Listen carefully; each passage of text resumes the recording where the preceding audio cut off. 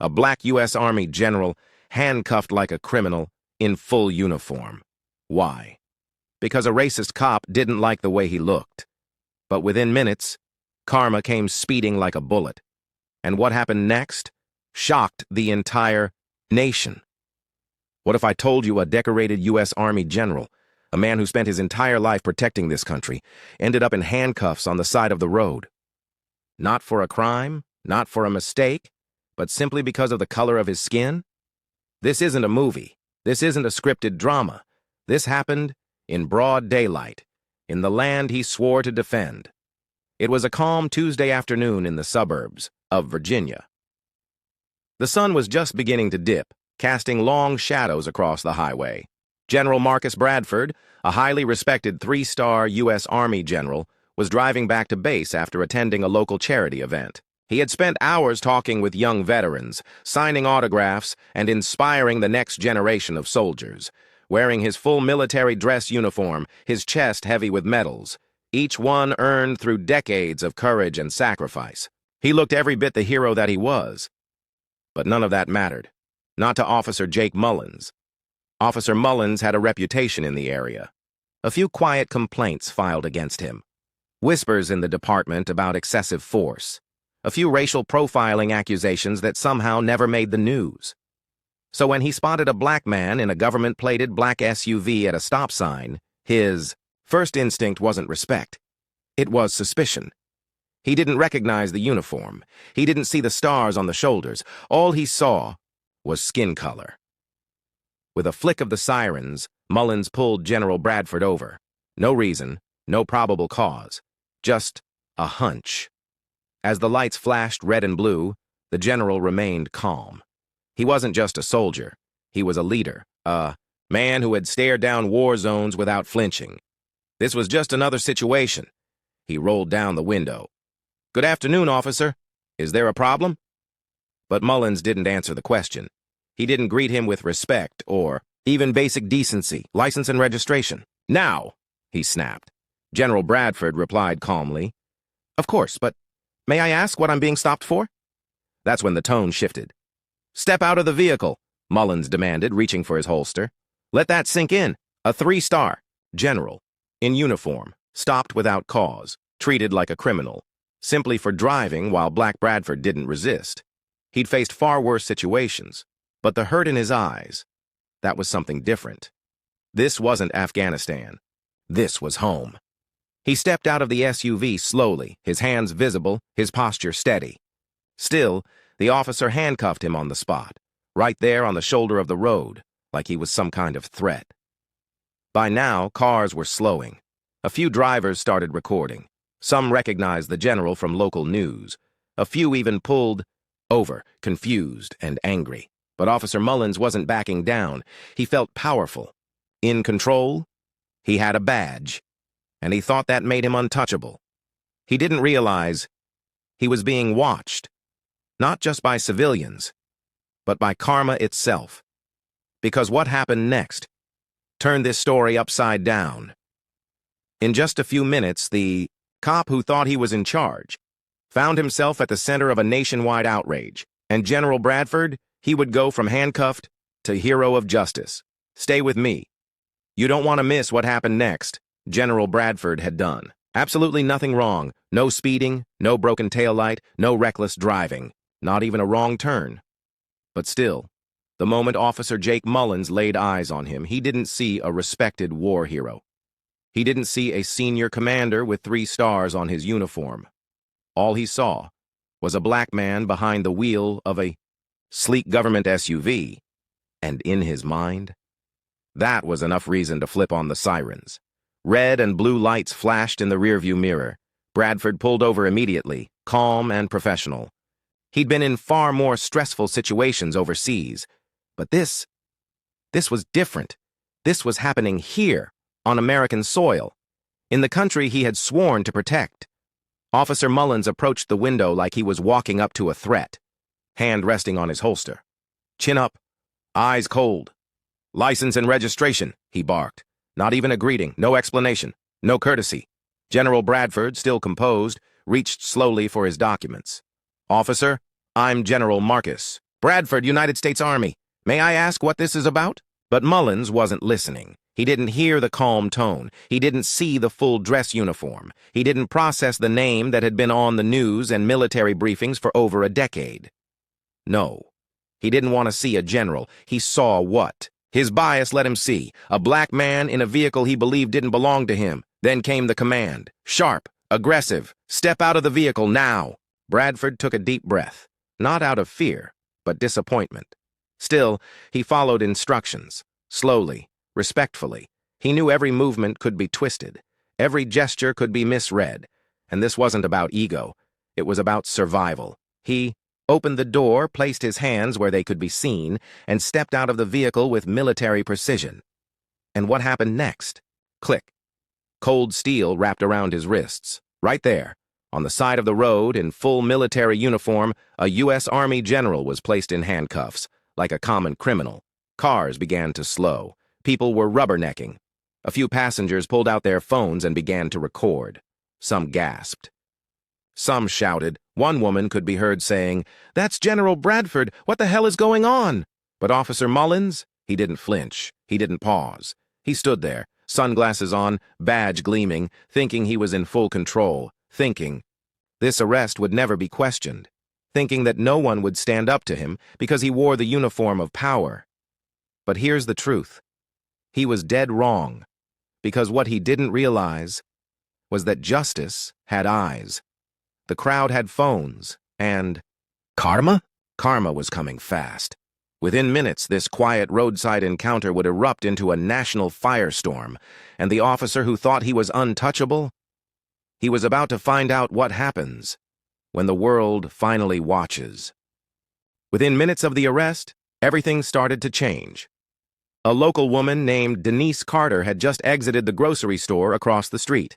She glanced over, saw the flashing lights, and almost kept walking until she recognized the man in cuffs.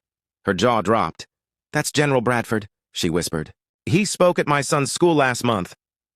Without thinking, she pulled out her phone and hit live. The caption she typed, "Army General arrested for being black?" That one question, it would shake the entire internet. Within 10 minutes, the live stream was shared across Facebook, Instagram, Twitter, and TikTok. The view count climbed by the thousands per second. Veterans across the country recognized the general instantly. Military forums lit up. Activists began reposting the footage. The comments came flooding in. "Unbelievable. That man has served this country longer than that cop's been alive." This is why we say justice isn't equal. Fire him. Today. Back at the police station, the phones began to ring non-stop. Dispatchers were overwhelmed. Call after call after call. "Is it true you arrested a U.S. general for no reason? Do you know who that man is? Put your chief on the line, now." Even state representatives and retired military commanders were calling in, demanding immediate action. Less than 20 minutes after the live stream began, a black and white police cruiser pulled up to the scene. A lieutenant from the same precinct, a seasoned officer who knew exactly who General Bradford was, stepped out, face tense, eyes wide. As he approached the situation, he saw the unmistakable image of General Marcus Bradford, hands cuffed. Behind his back, metals glinting under the sun, sweat forming on his brow. The lieutenant froze for a moment. Then his voice snapped like thunder. "Sir, what happened here? Why is he in cuffs?" Officer Mullins, still unaware of the storm brewing, replied with full arrogance. He was acting suspicious. Didn't cooperate at first. The lieutenant's face turned red. He took a deep breath and then exploded. "That's a United States Army general you've handcuffed, in full uniform." Now the crowd watching from nearby gasped. Phones were up, cameras rolling. Officer Mullins looked around, suddenly unsure. The lieutenant didn't wait. Right there, in front of everyone, he pulled out the keys, stepped forward, and unlocked the cuffs himself. He looked General Bradford in the eyes and spoke with deep remorse. "Sir, I am so sorry. This should have never happened." General Bradford, ever the gentleman, gave a respectful nod, but the pain on his face said it all. But if Officer Mullins thought the worst was over, he was about to learn the hard way. Karma doesn't knock, it kicks the door down. Because this wasn't just a bad look. This wasn't just another video to scroll past. This was the moment America stopped and looked at racism, at abuse of power, at injustice in uniform. And Officer Mullins? He had just become the face of everything wrong with the system. And the nation was watching. By the time the sun had set, the world had already seen the video. It wasn't just trending. It was everywhere. Millions of views, front-page news. Every major outlet from CNN to local stations covered it. The caption from the live stream echoed across headlines. Army general arrested for being black? Social media exploded.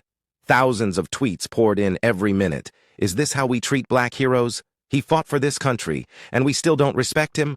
This is exactly why people protest. Fire. That cop now. Celebrities reposted the video. Veterans groups demanded accountability. Even members of Congress weighed in. The pressure on the police department? Unstoppable. And within just 24 hours, Officer Jake Mullins was placed on immediate suspension. His badge and gun were turned in. A public statement was issued by the police chief, apologizing to General Bradford and promising a full, transparent investigation. But even that wasn't enough. Because while the department tried to save face, General Bradford was preparing to speak out. He could have stayed quiet. He could have gone home. He could have said, "I'm fine," and moved on. But that's not who he was. This wasn't just about him. This was about every black man pulled over for looking suspicious. Every veteran disrespected in their own country. Every moment where uniforms didn't protect black skin. So just 48 hours after the incident, General Bradford stepped onto a small podium set outside the local courthouse. Dressed once again in full military uniform. Cameras flashed. News crews gathered. The crowd grew silent. And then he spoke. "I wear this uniform with pride. I have served this country for over 30 years, in combat zones on peacekeeping, missions, and in service to the American people. But 2 days ago, none of that mattered. I wasn't seen as a soldier. I wasn't seen as a citizen. I wasn't seen as a man of honor. I was seen as a threat, and that needs to change." His voice didn't tremble, but his words hit hard, like thunder through the heart of the nation. People cried. Others stood in silence, fists clenched in solidarity. His message was not just a personal stand. It was a call to justice. And in that moment, General Bradford became more than a military hero. He became a symbol of dignity, speaking out against a system that too often looks the other way. And as the press conference ended, one thing was clear. The world was no longer silent. A month passed, and the consequences finally caught up with Officer Jake Mullins. After a full internal investigation, his past caught up with him. Not only was he fired and stripped of his badge, he was officially named in a federal civil rights lawsuit. The Bradford arrest wasn't his first offense. In fact, multiple complaints of racial profiling had been buried over the years, brushed under the rug, ignored, or resolved internally. But now, they were front and center. Every name, every file, every injustice. The thin wall of silence that had protected him for so long, it shattered. Meanwhile, General Marcus Bradford didn't just return to his duties quietly. He was invited to speak before Congress. Standing tall in front of lawmakers, leaders, and the cameras of the world, he shared his story. Not to shame, not to divide, but to enlighten. This wasn't just about me. This is about every American who gets judged by skin before merit, by fear before facts. Change doesn't start at the top. It starts in moments, small, painful moments that open our eyes. His words were calm, but they shook the room.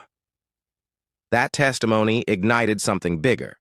For the first time in years, new discussions around racial profiling and police reform surged forward with real urgency. Not just talk, action. Police departments across the country began implementing new training programs focused on bias recognition, de-escalation, and accountability. Some officers, the good ones, stood up too. They began speaking out more loudly, determined to clean up their ranks, and communities began holding their local departments to higher standards, demanding transparency and justice. But here's the most powerful part. It was never about revenge. General Bradford didn't seek to humiliate. He didn't call for riots or violence. He simply stood with honor and told the truth.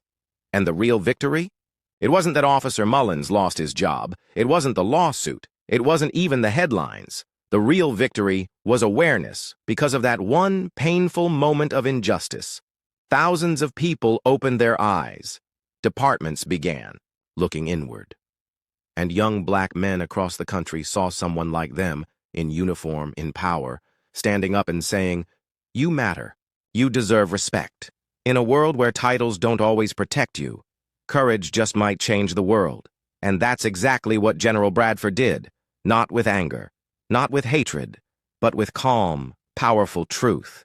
And now, the country will remember his name, not just as a soldier, but as a man who turned pain into purpose and stood tall. Not just for himself, but for us all. If this story moved you, make sure to hit that subscribe button and turn on the bell icon, so you never miss powerful stories like this. Your support helps us keep speaking truth and inspiring change.